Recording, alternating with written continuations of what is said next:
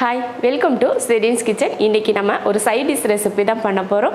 எல்லாருக்குமே ரொம்ப பிடிக்கும் கீரைனால எல்லோரும் விரும்பி சாப்பிடுவாங்க. அப்படி சாப்பிடாதவங்க என்ன பண்ணுறீங்கன்னா, வாரத்தில் ஒரு நாளாவது கீரை கடையலோ இல்லை பொரியலோ செஞ்சு சாப்பிடுங்க. உடம்புக்கு ரொம்ப நல்லது. அதுவும் பெண் குழந்தைங்களுக்கு அதிகமாக கீரை கொடுங்க. அந்த மாதிரி குழந்தைங்களுக்கு கீரை சாப்பிடலைன்னா அவங்களுக்கு பிடிச்ச மாதிரி செஞ்சு கொடுங்க, விரும்பி சாப்பிடுவாங்க. இன்றைக்கி நம்ம பண்ண போகிறதுமே கீரை பொரியல் தான். ரொம்ப ருசியாக இருக்கக்கூடிய கீரை பொரியல். இந்த மெத்தடில் நீங்கள் செஞ்சு கொடுத்தீங்கன்னா அவங்க குழந்தைங்களாக இருக்கட்டும் பெரியவங்களாக இருக்கட்டும் ரொம்ப விரும்பி சாப்பிடுவாங்க. வாங்க அந்த கீரை பொரியல் எப்படி பண்ணலாம் அப்படிங்கிறத பார்க்கலாம். கீரை பொரியல் பண்ணுறதுக்கு கடாய் வச்சு எண்ணெய் ஊற்றிக்கலாம். அதில் ஒரு பெரிய வெங்காயம், ஒரு 3 போல் பச்சை மிளகாய் போட்டு வதக்கிடலாம். ரொம்ப பொன்னிறமாக வதக்க தேவையில்லை, லைட்டாக வதக்கிக்கிட்டால் போதும்.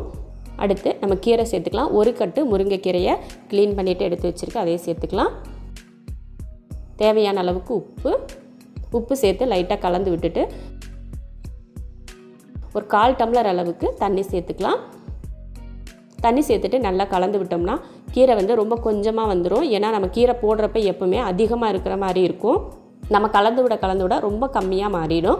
கீரையை நல்லா வதக்கி விட்டுட்டு வேக வச்சிடலாம். அடுப்பை சிம்மில் வச்சுருக்கேன். அந்த கீரையை இப்போ ஊற்றின தண்ணி வத்துறதுக்குள்ளே அந்த கீரையும் கரெக்டாக வெந்துடும். இப்போ 1/2 ஸ்பூன் அளவுக்கு மிளகு, 1/2 ஸ்பூன் சீரகம் ரெண்டையும் தட்டி எடுத்துக்கலாம். நீங்கள் பவுட்ரு பண்ணி எடுக்கிறதுனா கூட எடுத்துக்கலாம்.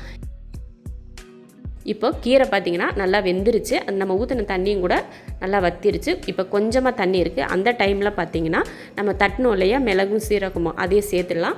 சேர்த்துட்டு நல்லா கலந்து விட்டோம்னா அந்த இருக்கிற தண்ணியும் நல்லா வற்றி வந்துடும்.